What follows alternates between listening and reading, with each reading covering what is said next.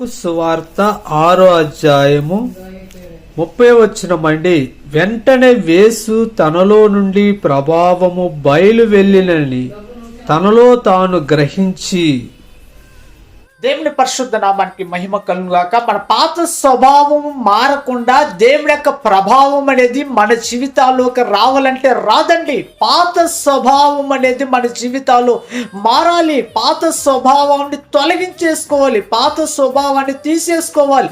పాత ప్రాచీన పురుషుడు మన జీవితంలో ఎప్పుడైతే తొలగిపోతాడో, నూతన పురుషుడు నవీన పురుషుడితో నువ్వు ఎప్పుడైతే నింపబడతావో ప్రియక చెల్లితమ్ముడా, పాత జీవితాన్ని తొలగించేసి నూతన జీవితము, ఒకడు క్రొత్తగా జన్మిస్తే గాని దేవుడి యొక్క రాజ్యము చూడలేడని యేసుక్రీస్తు ప్రభువు చెప్పాడు. ప్రియక చెల్లితమ్ముడా, పాత స్వభావం మనలోంచి తొలగిపోతే నీలో నుండి ప్రభావం అనేది బయటకు వస్తుందండి.